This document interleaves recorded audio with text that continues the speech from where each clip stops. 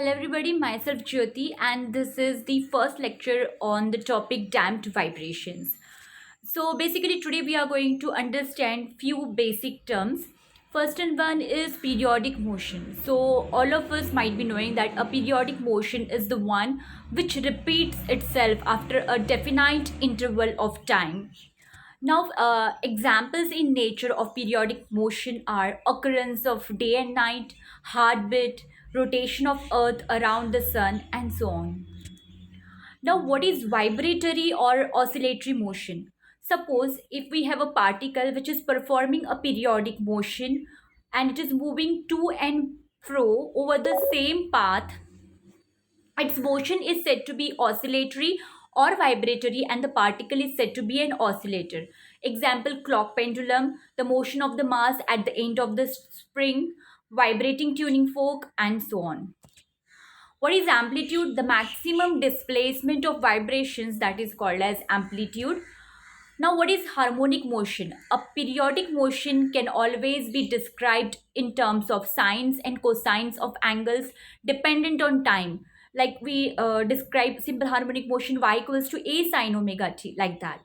So the term harmonic is used to express functions containing sine and cosine. Therefore, a periodic motion, it is also referred to as a harmonic motion.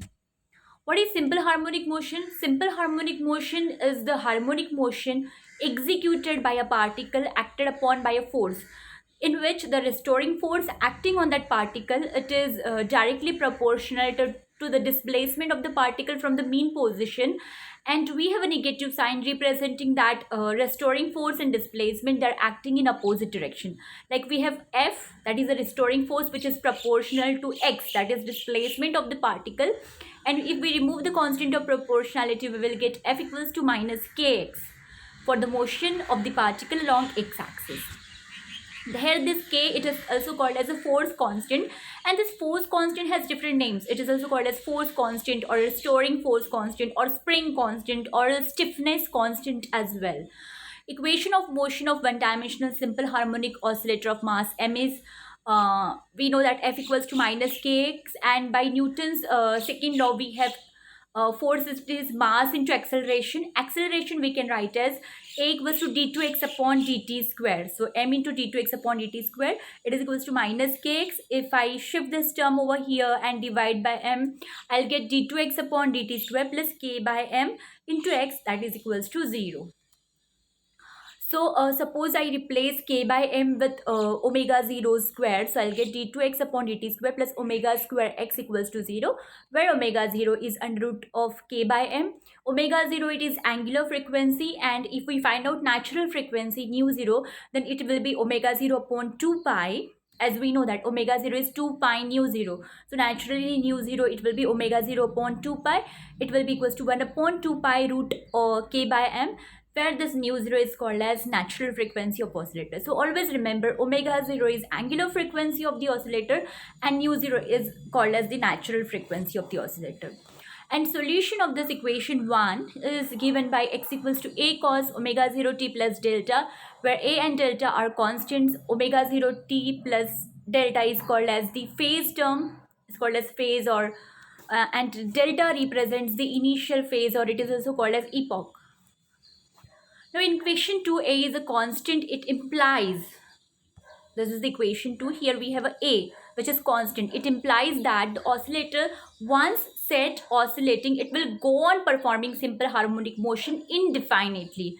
The oscillator in that case, where it is oscillating for infinite time, that is said to be a free oscillator or undamped oscillator.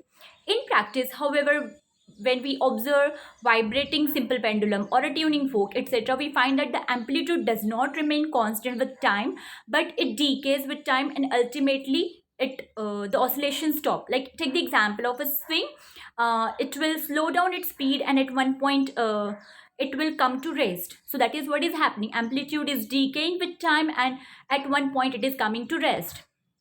Now why this is happening, why the swing is not oscillating with the same amplitude for infinite time, why it is coming to rest, this is due to the effect of frictional forces or damping forces which dissipate energy of motion. Now when these dissipative forces are taken into account, the motion it is called as damped oscillatory motion. So what is happening basically in case of damped oscillatory motion? The amplitude of the oscillation, it is not constant, it is decreasing with time, and ultimately the oscillator is coming to rest. A damped oscillator eventually stops oscillating.